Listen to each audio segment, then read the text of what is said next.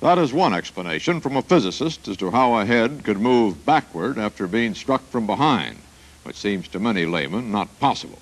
Forensic pathologists are experts in the examination of victims of violent death, both medically and legally qualified. Dan Rather put the matter to one of them, Dr. Cyril W. Wecht, professor at Duquesne University. I have seen too many biological and physical variations occur in forensic pathology to say that it would have been impossible. I say that it is quite unlikely. I say that it is difficult for me to accept, but I would have to admit that it is a possibility that his body could have moved in that direction after having been struck by a bullet that hit him in the back of the head. Eyewitnesses and even film analysts often produce as many problems as they solve. In this case, the physical evidence would seem to be more reliable, and that evidence came first to the attention of the doctors at Parkland Hospital, who were the first to look closely at both the massive head wound and the less critical neck wound. At Parkland, Dr. Malcolm Perry, attending surgeon, tried desperately to keep the president alive, but the very urgency of that problem prevented him from examining the two wounds, as he now explains in his first public statement since the report was published. I noted a wound when I came into the room, which was of the right posterior portion of the head. Of course, I did not examine it.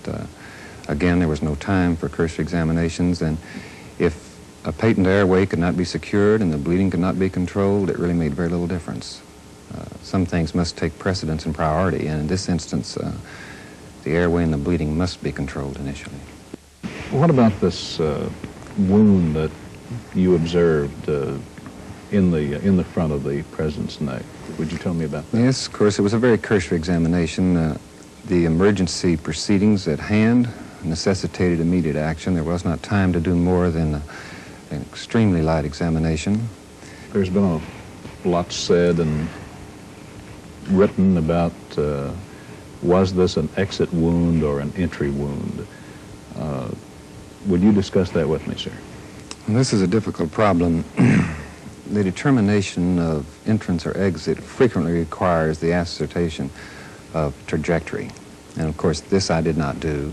None of us did at the time. There was no time for such things. The differentiation between entrance and exit wound is often made on a disparity in sizes, the exit wound generally being larger in the case of an expanding bullet. If, however, the bullet does not expand, if it is a full-jacketed bullet, for example, such as used commonly in the military, the caliber of the bullet on entrance and exit will frequently be the same. And without deformation of the bullet and without tumbling, the wounds will be very similar, and in many instances, even the trained observer could not distinguish between the two. Did it occur to you at the time, or did you think, was this an entry wound or was this an exit wound? Actually, I didn't really give it much thought, and I realized that perhaps it would have been better had I have done so. But I actually applied my energies, and those of us there all did, to the problem at hand, and I didn't really concern myself too much with how it happened or why. And for that reason, of course, I didn't think about cutting through the wound, which, of course, rendered it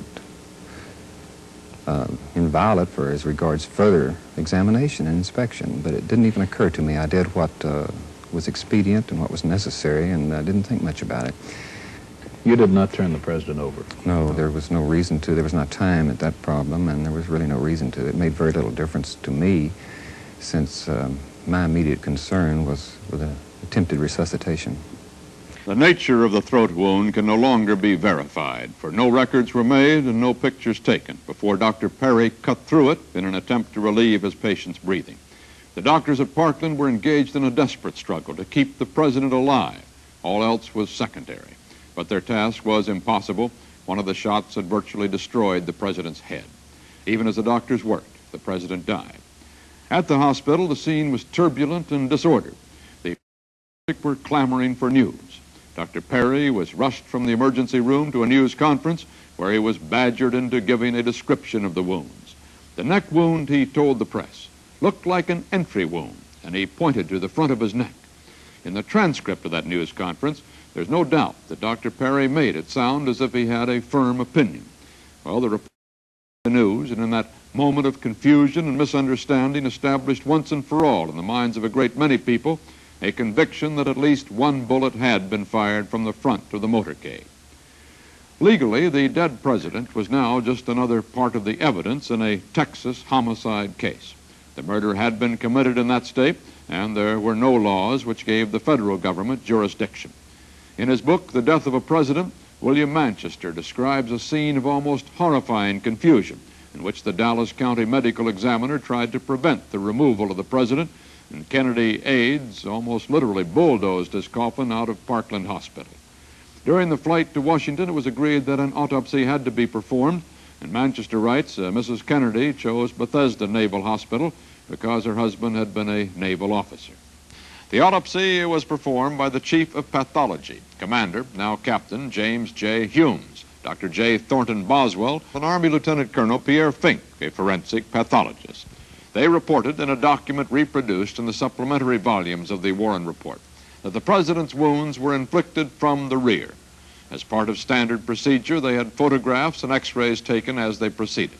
Confusion continued at Bethesda as it had reigned at Parkland.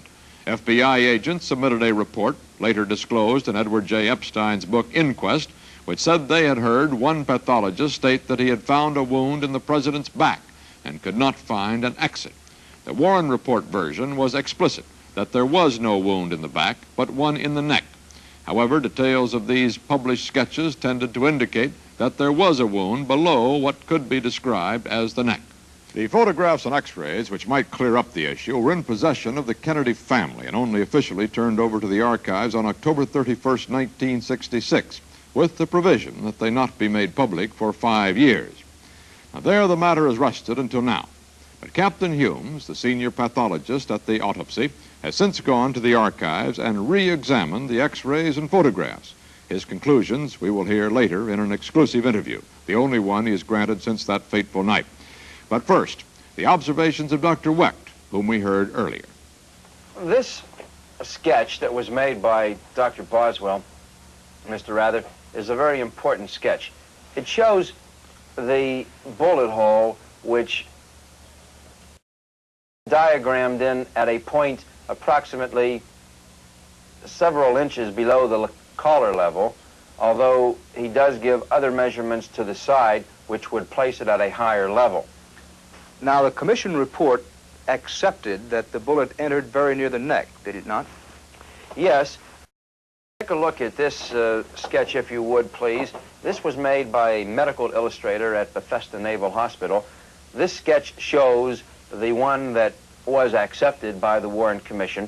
It shows the point of entrance in the back at a much higher level, and it shows the point of exit again at approximately the level of the knot of the tie. You can then see why it was very important to accurately determine whether or not the bullet wound in the back was at this point or whether it was 5.5 inches below the collar level. Since the x-rays and films were turned over to the archives, Captain Humes has re-examined them, and tonight, for the first time, he discusses with Dan Rather what is contained in them. Commander, now, Captain Humes, have you had a look at the pictures and x-rays from the autopsy since the time that you submitted them to the Warren Commission? Yes, Mr. Rather, we have. And do you have any different conclusions, any different ideas, any different thoughts now after seeing them again than you had at that time? No, we think they bear out very well and very closely our testimony before the Warren Commission.